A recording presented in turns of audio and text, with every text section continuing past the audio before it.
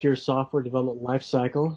My name is David Kosorok, and I'm looking forward to having a discussion with you about things you might need to succeed in an agile CI/CD environment from an application security perspective. Now, I kind of want to briefly go through an agenda. I'm going to talk about who I am, how we can be in the application security world partners, not pariahs, with our development friends. We'll talk a little bit about where do we start, how do we keep going, when does it end, and then hopefully if we have a few minutes, we'll have a little bit of Q&A at the end.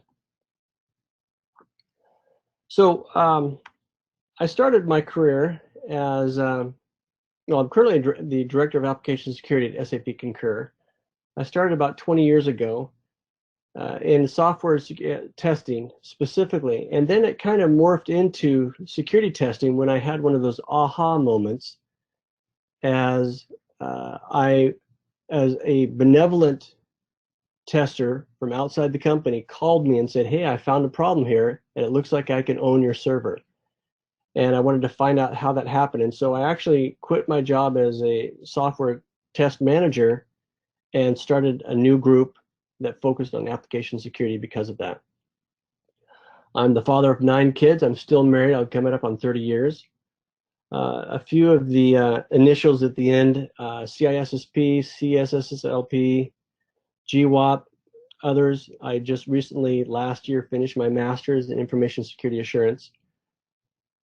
I've been working as a beta editor for PenTest Magazine for a number of years and enjoy that. It's an opportunity to review articles that are being presented for the magazine. Oftentimes they'll ask us as ghost editors to write articles as well, which is a great time to learn new subjects. I love reading sci-fi fantasy novels. I like trying to write. One of my new projects is trying to figure out how to write for an audience that's the same age as my children. I'm an enthusiastic glamper. That's where I have a big tent, a cot, pad, a sleeping bag, and a pillow. And that's how I camp nowadays.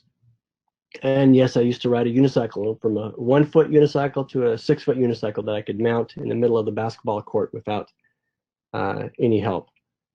That's kind of who I am. I love application security.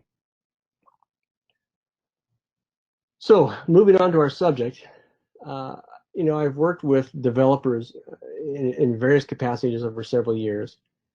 And when I approach a team and offer services from the application security team and say, hey, I'm here to help you, there's usually an eye roll. And there's just that common misperception that security is there to block progress of all innovative good things, squash innovation, crush your soul or whatever, and drown the dreams of every developer. And sadly, many of these misperceptions are based on old school security teams running static or dynamic scans, then throwing the results over the wall and saying, here, developers, fix it. And if you don't fix it, really bad things will happen. So they cause a lot of panic. They cause a lot of fire drills. And so developers have to stop everything, stop their creative process, drop everything, and then jump into this fix-it mode for a few weeks, and then they go back into their regular job and can ignore security. And unfortunately, that's not really a great way to integrate security into the software development lifecycle. If you treat it as something as an emergency, it's never built into the process. It's never part of what you do. It cannot be a one-off fire alarm. And realistically, there are so many better ways to integrate security into this life cycle. And I kind of want to hopefully go through some of this process. In today's fast-moving agile development cycle, the security has to be that pillar. It can't be that gate that we keep seeing and being sometimes, unfortunately.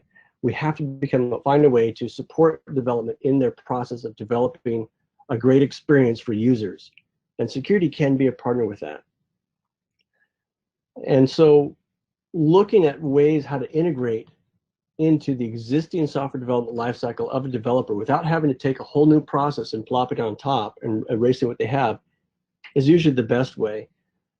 We want to find also ways that we can ensure that we eliminate what I call tribal education, and that's where it's absorbed by accident from others that have been there a long time. We want to have really precise processes, that allow us to get clear communication to these teams in a consistent manner. Hang on just a second. So, focusing on this pillar idea and not a gateway, becoming a partner, not a pariah, is something that it should be ingrained in the security culture of every company we work at. Okay, where do we start? How do we start this great security culture and become partners with our developer friends? First step is creating, and again, this is from my perspective, creating a solid application security program.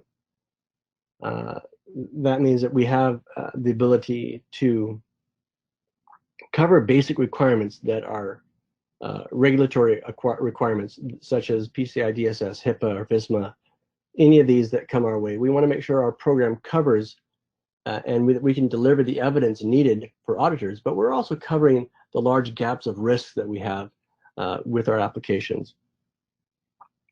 In order to do that, we do need to understand the existing software development lifecycle that developers are using, and then start looking for ways to integrate within that. Because at the end, we have to reduce that fire hose effect that occurs when we cause a panic or pull the fire alarm. We really need to find ways to integrate and start with a few core processes and ensure that what we integrate is something that the development teams can actually do and accomplish. A lot of times, and I'm sure many of you have experienced this, where we come up with this great plan and we have 100 controls and we say we're going to do these all at once. And as we do that, we have to ensure that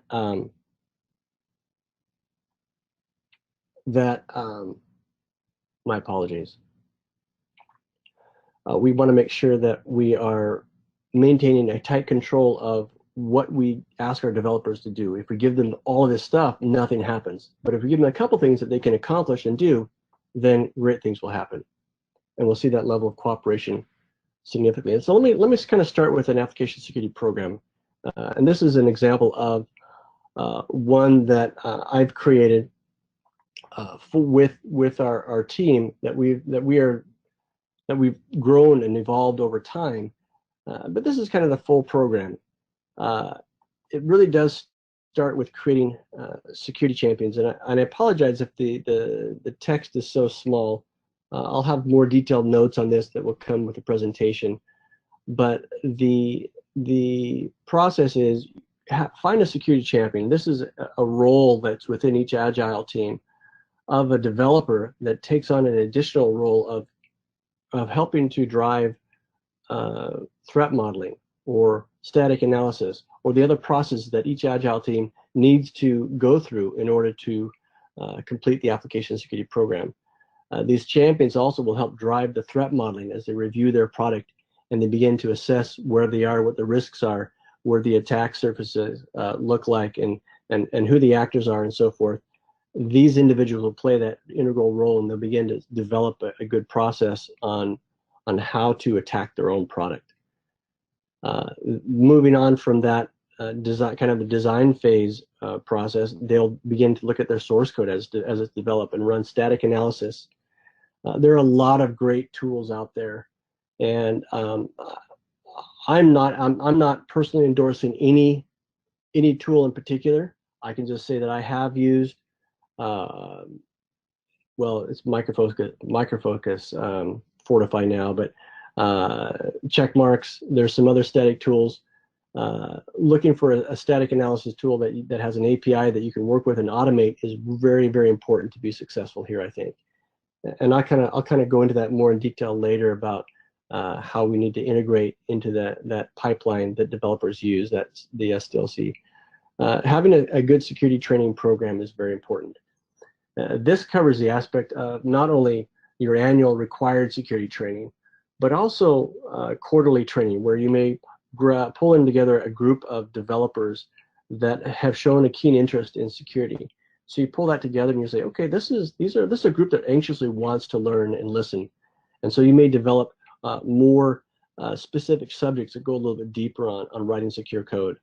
Maybe even showing examples of code or vulnerabilities that you found within their own code that allowed you to get shell in the box. And so you can show them that example and how it was remediated and how it's no longer possible. So they get a good understanding of the whole flow of where a hacker could come in and do bad things, and then how that can be mitigated.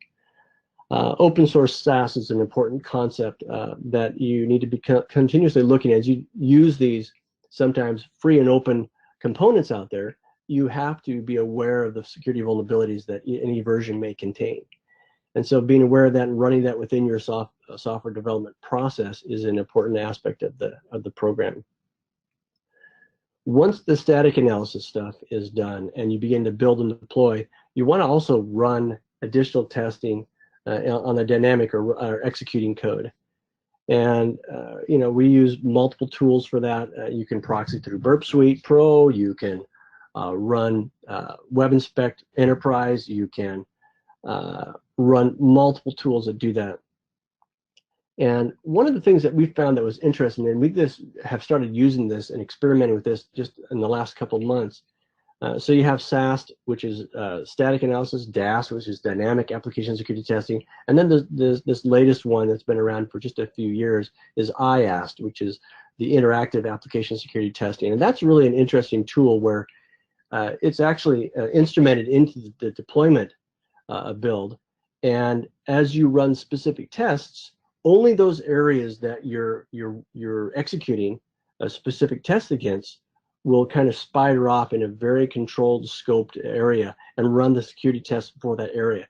And so that reduces your time from potentially taking days or even weeks if it spiders through an entire web application testing and running tens of thousands of tests against those areas to just that narrow focused area where you have had a change.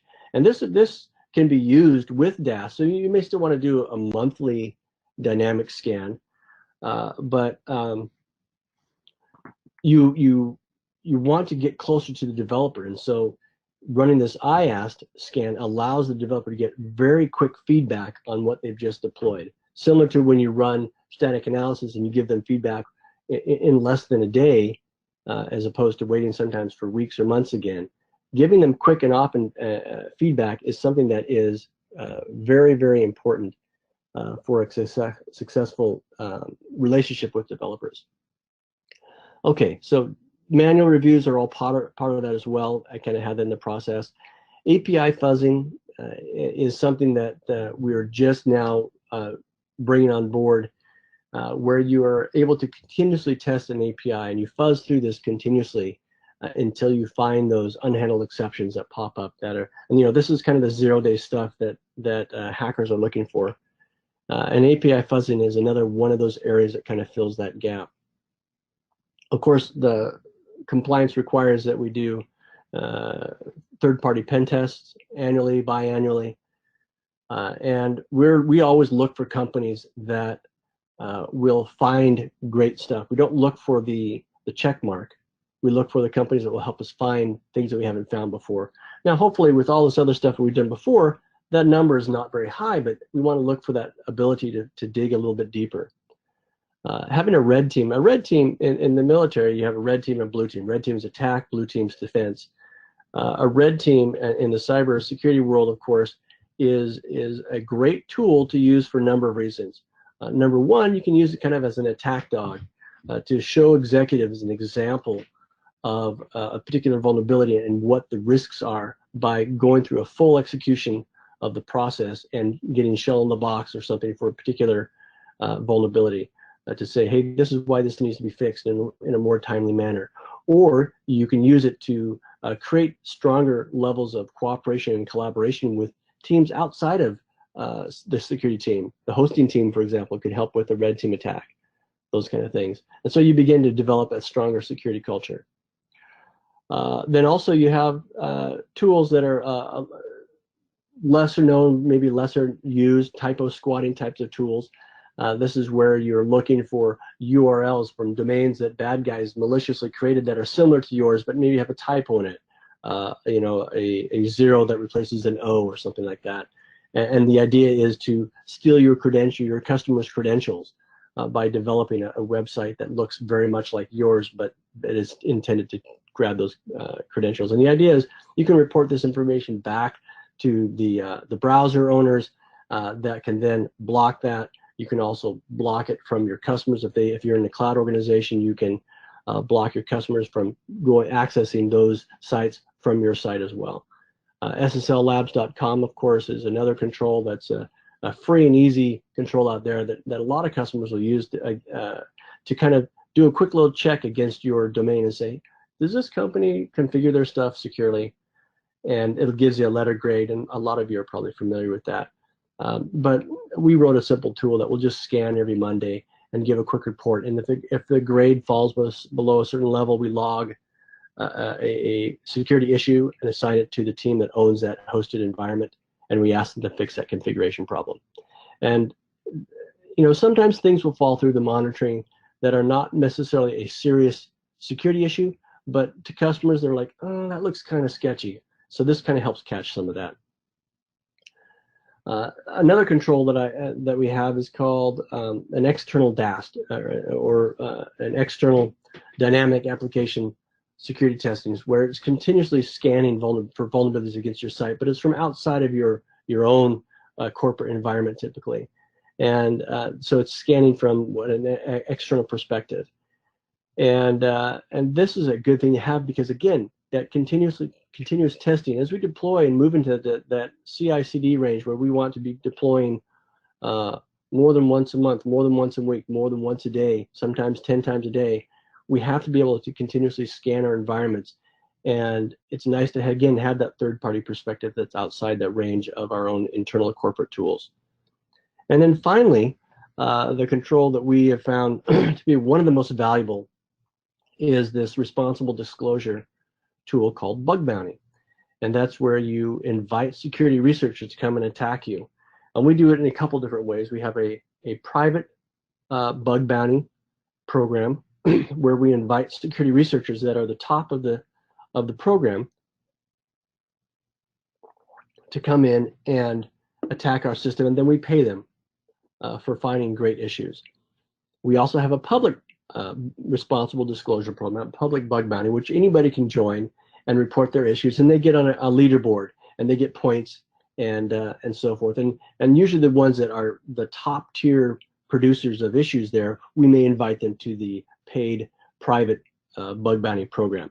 The public one allows us as kind of a cool catch-all that if a customer says, hey, we want to test your program before we buy it, we'll say, hey, you know what, join the bug bounty program, look for bugs, test it all you want, and report them to us, and then that gives them that legal license and scope to attack our system within a reasonable level. You know, we don't allow a denial of service and other things like that, but you know, we give them a very specific scope. So that's an application security program that we have developed, and I've used this over time, and it's something that it works well. You can't give this to developers all in one plate, and that's where their hair catches on fire. You have to be careful about that. Okay, let's kind of take a little step and look at what our developers are doing at a very high level, and where they came from, where they are. You know, we are all familiar with the old waterfall technique, and you know, where you implement security processes were very rigid here. Well, there's ways to integrate this, obviously, in the Agile process and the Scrum methodology, or any of those kind of things. It's very easy to integrate security into those processes. And whether you use Agile, CI/CD, DevOps, whatever flavor of methodology your development team is using, that gives you that opportunity to interact with your developers, and knowing what they're doing allows you to plan for how you're going to implement particular and specific application security controls. For example, in the CI/CD world, we know that they're going to want to deliver multiple times a day. That's their end goal.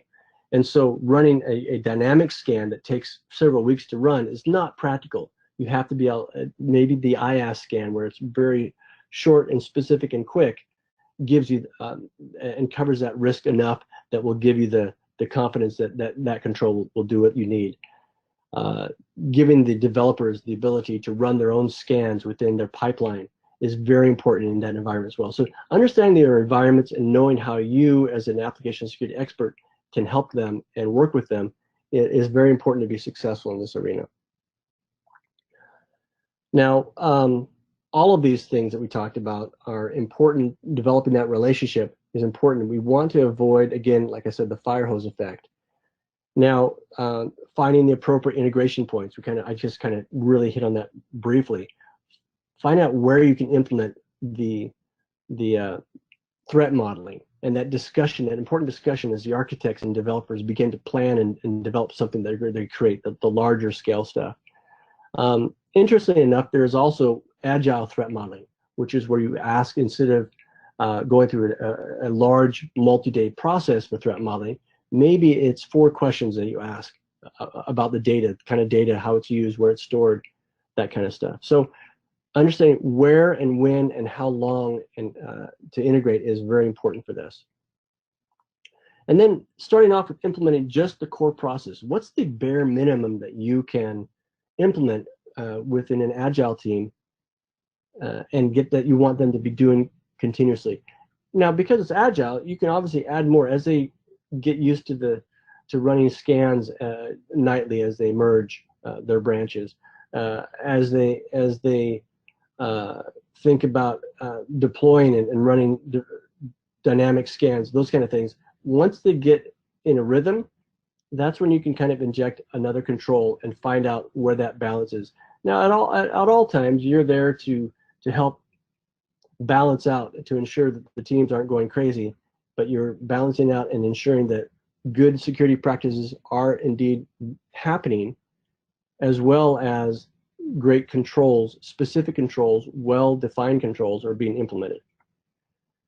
And then at all times, you want to make sure that when you implement these controls, that you train the developers specifically. You don't want to have them run a static scan on their source code, and then you say, okay, there's your scan, and you walk away and leave them with 80% false positives. You want to work with them and make sure that that is a very clean plate, that you help them tune for their particular team the scan, so when you walk away, they know that when a finding appears, it's very likely going to be something that they're going to want to act on. You don't train them to ignore the tool by leaving all those false positives or things like that. And then, of course, like I said, you can add to this a bit at a time. And that all will help with reducing the fire hose effect. Now, here I kind of was experimenting with trying to create a priority order for application security controls, and the security champion, threat modeling we talked about, security architecture review board. This is another thing where you may want to have the teams go through a larger review board where you have security experts that are giving opinions on specific designs that are happening.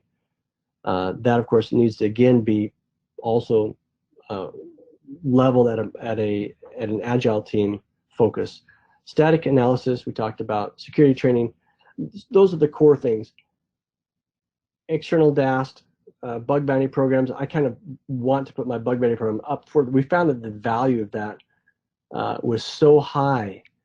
We were getting findings that were very valuable. And then, of course, for a great bug bounty program, you're initially paying out a little bit more money, but as time goes on, as your developers fix stuff, and you get into the rhythm of them understanding how important it is to fix something when you first find it in the static analysis, otherwise the expense of fixing it in production is 100 times more. They kind of get that idea when we're through a bug bounty program. But this is generally an idea. This is, again, my opinion of the order that I would implement things in and how I would kind of trickle into the team. So again, my opinion only, but that's kind of has worked for our team. Now, once we have this in place, a big part of what we want to do is how do we develop this process that we keep going and keep this rhythm going of great security and great collaboration with the Agile team. And a big part of it is continuously training. Now, we have a couple different ways to do it. We offer at a very high level for those that are most enthusiastic about security. We may offer a SANS.org course. We may say, hey guys, you're doing such a great job. We're going to give you this GMOB course or something where they can grab it and get a certification on that helps them and builds up their resume. Maybe we want to just say, hey, we found this problem here with XML entities, and let's walk through that process, and you walk through the team on an issue that you're finding. Micro trainings, and this is where we'll find a security vulnerability that keeps popping up for a particular team or product. And so we'll create a 5-minute video and say, hey, this is how you find the issue. This is how you get shell on the box by exploiting this issue. And this is how you mitigate the issue and how it can stop that. And so in a quick 5-minute video, you can drive home to a developer the importance of ensuring that this particular security vulnerability is not written in the source code. CTF games are a great way to increase your security culture in your company. This is where capture the flag games are commonly used to introduce new security principles to teams that have never been exposed to this level of security before. And it's in a gamified way, so it's really entertaining.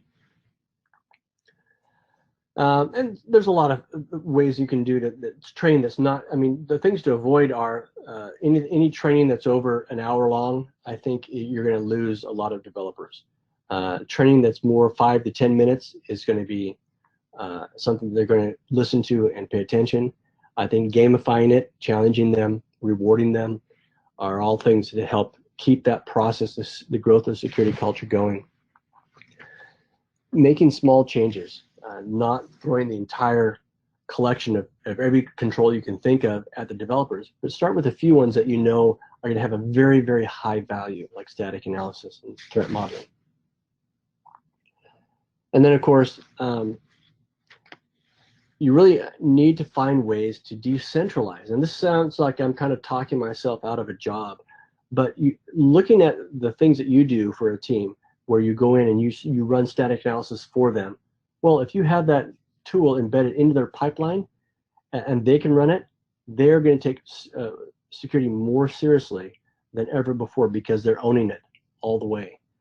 And so finding those things that can be automated, where developers can be involved directly, is very important. And understanding that there's some things you cannot divest from your team. You have to have some manual testing. You have to have investigation. That's one of the points here, in fact, where as a team, instead of running static analysis, you're researching, looking for the future things that you can bring higher value to the development teams. And that's where the development teams get the sense that you're evolving along with them. And that's a very important process of security. And then, of course, like, have a security culture, have a very specific, where you say, hey, annually we're going to meet together and do this summit, or monthly we're going to meet together and talk about these cool security processes, and you develop a pattern and a cadence that works with the teams. So again, I'm going to go back to the process of developing a security culture as a pillar. And I've taken these security processes that I've already talked about, and I kind of divide them into 3 different pillars of communication, education, and collaboration. Communication, those are the controls like the security awareness, training collateral, threat response, security engagement, knowing how we can interact with the developers to increase their awareness. Educating, of course, is more focused on how do we coach the security champions to be that great security representative for their agile team and to do the process we're asking them to do. Engaging, working with developers to teach them the best practices. Tabletop exercises, that could be CTF, that can be other things where we go and show them very quickly why a security issue is dangerous and what the risk is and what the value might be of fixing it. Security summits. This is where you invite engineers, of course, to participate and learn about very specific security-related subjects that are specific to their product, to what they're working on. Quarterly company training is another area where you have an opportunity to teach general subjects. Collaboration is where you get together as a group, and security and architect and designer and PMs get together to talk about what they need to do to improve these processes and how to adopt security at a specific rate. The Security Architecture Review Board is another one that's very collaborative. Red team and blue team, where you have that ability. CTFs as a team, you can encourage people to get together as teams and create teams to do those kind of games too. And then, of course, agile software development lifecycle, as we've been talking about, is very important for the collaboration, where you have the security champion role, where you have the security mentor come in, and you work with these teams to develop that great culture.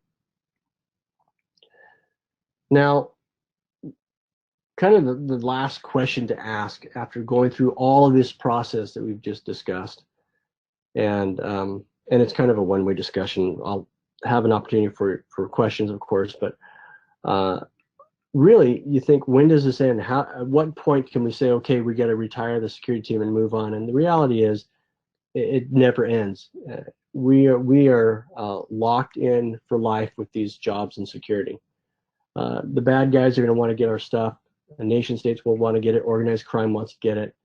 If you are producing something that someone's willing to pay for, someone else wants to get it for free. And so our job is going to be moving along without end, as far as I can ever see. But I think we need to find ways to embed ourselves with developers and ensure that we have an end-to-end coverage, that we are with them from the beginning of the development of their product to the end, to the time that they retire it and move on to something else. That they know that we're there, and that they know that the information they have at hand is the latest and greatest information, and that we are doing our very best to protect them. And with that, I want to leave that open for you now with any questions.